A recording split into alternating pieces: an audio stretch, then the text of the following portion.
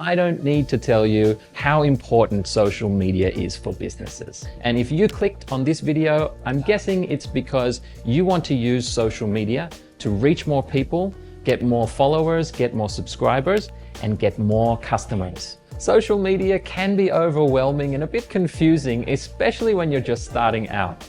But it doesn't need to be hard. In fact, it can be a lot of fun and very rewarding, as long as you have a solid plan and you stick to it. I'm a marketing specialist here at Mandala AI. Grab a pen and we'll break down the 5 actionable steps to get started in social media. The first step is to clearly define your goals. May be obvious, but it's super important to get this one right. Have a clear idea of what you need to achieve. Do you want to double your income? Do you know how many sales you need? Do you know how many people you need to reach in order to make those sales? If you fail to plan, then you plan to fail. It doesn't matter if you haven't got the exact numbers to start out with. Just put some realistic metrics in place and write them down. These goals will inform everything you do and let you evaluate what's working and what isn't.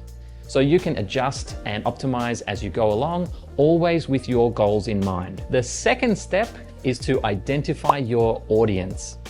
Knowing exactly who your audience is and what they respond to on social media allows you to create the perfect content to answer their questions and pain points. You could create the most amazing content all day long, but if it isn't tailored to the right audience, you might be wasting your time. So, how to identify your audience? Using the keywords related to your brand or business and to your competitors as well, type those into a social media insights tool like Mandala Analytics. This will give you a breakdown by platform of everybody posting and engaging with those topics. View the highest engagement content to get a clear idea of the messages and styles that appeal to them, and then build a customer persona from the data you find based on the age, gender, lifestyle, and so on. Now that you know exactly who your audience is,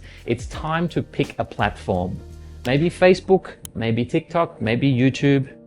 It's much better to put your time and effort into just 1 or maybe 2 platforms, but do a really good job on that, rather than spread your time and effort across 4 or 5 or more platforms and do an average job on all of them.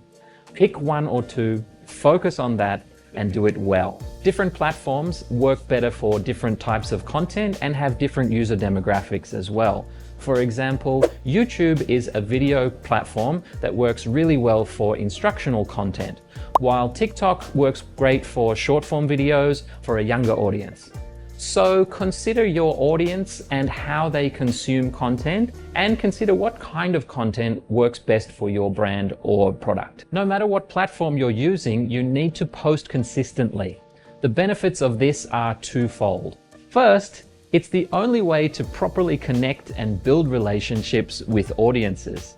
And second, the platform's algorithms will reward consistent posting, and your content will be shown to more people. So, how often should you post?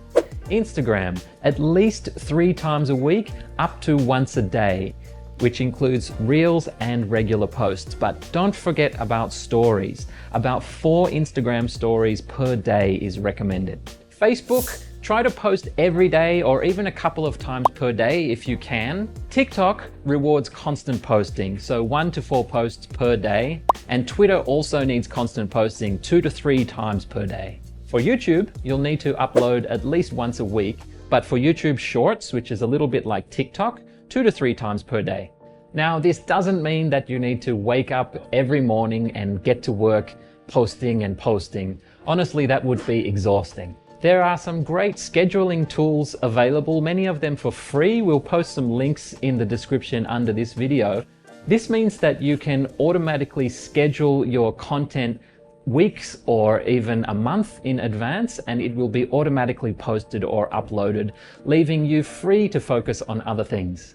But that does not mean that you should close the laptop, switch off your phone, and leave your social media to the wilderness, because step 5 is engage and interact with your audience. Social media is not just a broadcasting medium. It's a place for being social, building relationships with your audience. So make sure you respond to comments and messages and mentions.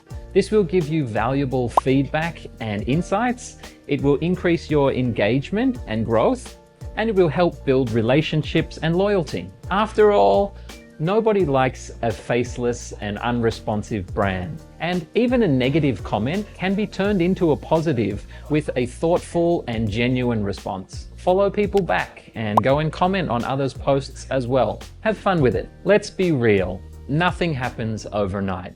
Your first few posts are not going to get you 1,000 new followers. You might not get any traction at all at first, but keep at it. You need to put stuff out there before audiences can find it. And before long, you'll learn what kind of content people are responsive to, and this will allow you to improve and grow. Of course, there's also paid social media ads, which were not covered here, but will be covered in future videos. So make sure you click subscribe and hit that bell for notifications, and we'll see you in the next video.